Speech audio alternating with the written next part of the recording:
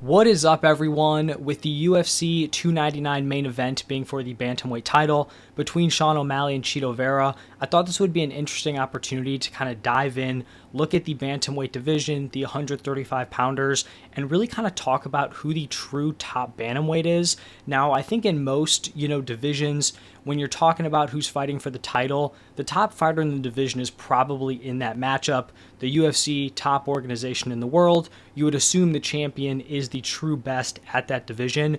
But I think Bantamweight is in a really interesting spot where there are at least a couple guys who aren't in this title fight that I think have a claim to be the top option. You have one fighter outside the UFC who I think actually could also vie for this title. And then just looking at the title challenger and the guy holding the belt, Sean O'Malley was fast-tracked towards that title shot. He beat Aljo in spectacular fashion, but we haven't seen a matchup against a lot of the other top bantamweights. And then Chito Vera, even though he's challenging for the title, I think there's a lot of people out there who maybe think he didn't deserve this shot. Should have gone to someone like Merab or Corey Sandhagen. So I'm going to be breaking down all the potential options for the top bantamweight and then giving you my pick at the end of the video. I want to hear your guys' thoughts also, so let me know who you think is the top 135er down below in the comments. But I feel like we have to start off with the two dudes in the main event for UFC 299. We'll start off with the champion, Sean O'Malley, and I definitely think he has a claim to be the top bantamweight. I mean, the dude's the champ of the best organization in the world. His KO over Aljo is probably the most impressive win for anyone in this division. At least, recent wins. That was very impressive. Aljo had a case to be considered one of, if not the best bantamweights of all time. So going out there, knocking him out, really taking no damage is a super impressive notch on Sean O'Malley's belt. But like I said at the top, I do think we have to point out the lack of experience against high-level competition. I would say in his career, he has fought 4 high-level guys. I guess we could kind of throw the first Chito fight out just because he was a lot younger, not in his prime. Definitely not because it wasn't a legit Chito win. Firmly believe that was a strong win for Chito. But in his current run to the title, I think the 3 top guys he faced was Aljamain Sterling, Petr Yan, and Pedro Munoz. So we know what happened with the Aljamain Sterling fight. Great win for Sean O'Malley. Looking at the Petr Yan fight, it was very controversial. A lot of people called robbery. I do think there's an argument for Sean O'Malley getting the W there. I mean, 2 of 3 judges gave it to him. But I think the vast majority of MMA fans do not believe he won that fight.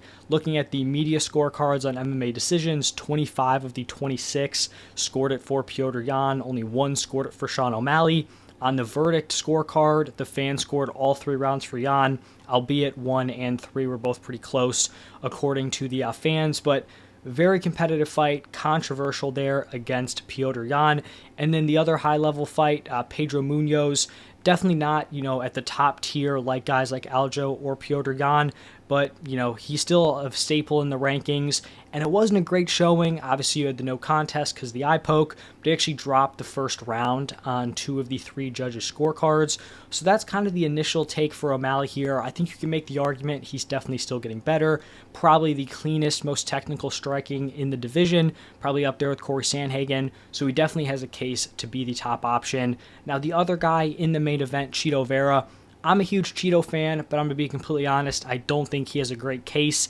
Even if he goes out and wins the title fight here against Sean O'Malley, even if he finishes him, I still don't know if he has a great case to be the best bantamweight. Obviously, it would be much improved compared to a loss. He does have some quality wins over guys like Rob Font, Dominic Cruz, Frankie Edgar, but he did lose very decisively to Corey Sandhagen recently. I think Corey is someone that a lot of people think might be that top bantamweight. He's just kind of waiting for that, title shot to come his way.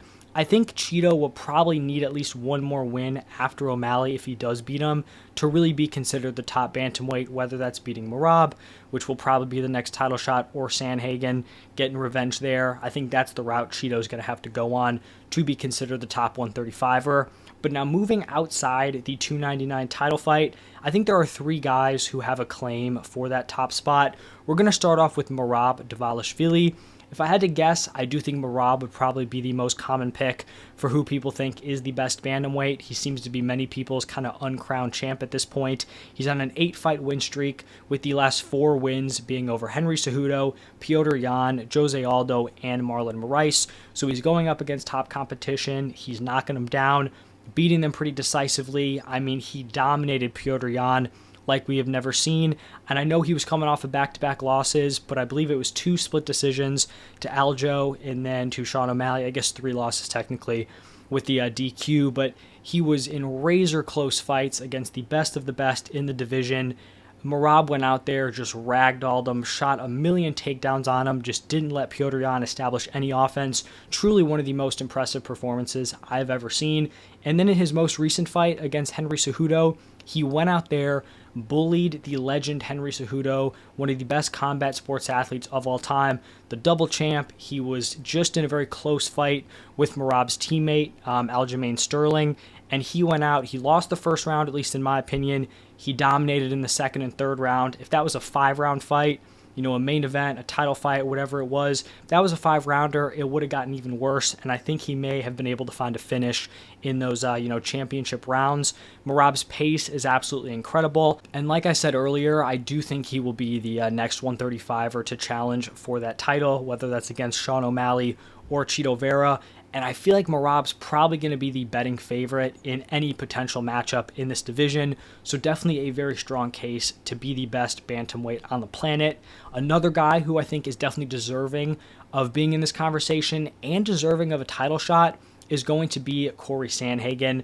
I think of the guys we're talking about here, Sandhagen probably has the toughest strength of schedule. He has fought Aljamain Sterling, TJ Dillashaw, Petr Yan, Chito Vera, Song Yadong, Frankie Edgar, Marlon Moraes, Rob Font, and Rafael Assunção. He has fought a ton of killers. He's had some setbacks, right? Lost to TJ Dillashaw in a very, very close fight. Lost to Petr Yan 4-1 pretty decisively, but he has made some significant improvements after those setbacks. I do not think this is the same fighter that we saw lose those matchups. He's not just going to stand and strike. He is implementing the wrestling. That has been a major shift he's kind of undergone over his last few fights, which makes it even harder to stand with him because you have to worry about him taking shots, and he is very capable at landing some takedowns, just kind of mixing them in. We saw him do that with Chito Vera, just really had Chito frozen out there.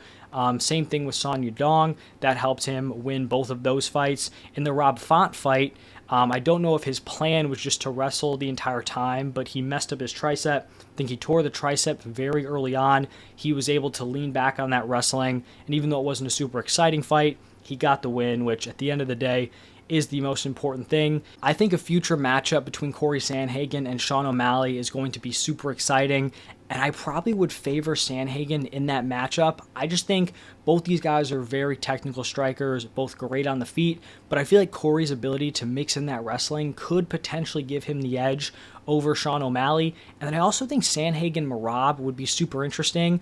I know a lot of people probably pick Merab, and he might win that one, but I think it's just very, very competitive, and I do think Corey possesses some of the weapons and the tools to potentially catch Merab kind of closing the distance, the knees. We saw him land a really nice elbow against Song, which ended up getting that fight stopped in the championship rounds. But I think Corey is firmly in the mix here. And then the final 135er that I do think we need to mention, some people may not like this because I'm going outside the UFC, but it's going to be Bellator's Patchy Mix. Some people are going to roll their eyes, and I get it. Sometimes we get these dudes from other organizations, people prop them up because they're beating lesser competition, but I think Patchy truly does belong here, and I think if you put him in the UFC, he is very, very competitive with every single fighter in the top 5 of the 135-pound division. Not only has Patchy Mix been winning his fights, he has been dominating, finishing these dudes in Bellator's 135-pound division, and that is a very, very strong division. I know some people are going to be saying, B leagues, it doesn't compare to the UFC, but I think if you could choose one division outside of the UFC, I think this would probably be the best one. You have guys like Sergio Pettis, Kyoji Horiguchi. Both those guys had success in the UFC. Sergio Pettis was 9-5, and I don't even really think his prime took place in the UFC. I think it's taken place in Bellator. Kyoji Horiguchi was 7-1. His only loss was to Demetrius Johnson. You have Rafion Stotts, who's 20-2. You have Magomed Magomedov, who was Petr Yan's only loss before he got into the UFC. Patchy Mix beat those four dudes consecutively. Horiguchi by decision. He submitted Magomedov in the second round. He landed a knee on Rafion Stotts, put him out cold within the first 2 minutes of their fight. And Rafion Stotts' only other loss was to Merab Dvalishvili, and also a pretty quick fight. And then he submitted Sergio Pettis in his most recent fight in the second round. He's very physical, 5'11", 71.5-inch reach. Very similar frames to guys like Sean O'Malley, Corey Sandhagen, but he definitely has a very different game. He's a solid striker, but he is absolutely deadly when he gets you on the ground. I think he does pose problems for the champion, a guy like Sean O'Malley, if he could get him down to the ground. So I think it's tough to actually pick Patchy just because he hasn't gone against that true upper echelon, but I do think he is very competitive in the top 5 in the UFC, and I would love to see those, matchups someday. So now here's where we're going to be choosing which guy I think is the best option. It is tough to choose between these 5. I'm going to slightly favor Merab Dvalishvili, though. I just think his last 2 wins have been so impressive against the highest level of competition. Petr Yan, Henry Cejudo, in a championship fight, a 5-rounder, if you do not get that man out of there early, and not saying it's, impossible to finish him. We've seen him get hurt. Marlon Moraes hurt him. Henry Cejudo had him staggered a little bit, so he is somewhat vulnerable. But man, if you do not finish him in those early rounds, he is just going to come at you for, 25 minutes. We saw Marlon Moraes hurt him. He just went right at him, probably took the round where he nearly got finished. Same thing with Cejudo. Gets hurt in the first, doesn't affect his game plan moving forward, dominates him in the second and third round. I don't know if you even can win a decision against him at this point in his career in a 5-rounder. So he is going to be my pick. I do think you could go with O'Malley. He's the champ. I was tempted to pick Patchy, but I do think wins like Yan, Cejudo do kind of trump his resume. And I also think Corey should be very live in these discussions. He's probably a win away at this point from getting that title shot, and I'm a huge fan of Corey Sandhagen, so I would love to see it. But that is going to wrap it up for this one. Like I said at the top, let me know who you guys think is the best bantamweight in the world. Kind of a unique situation where you actually get to have this conversation. A lot of times, like I said, it's just the champion, so want to hear your guys' thoughts. Thank you all for stopping by, and I'll see you in the next one.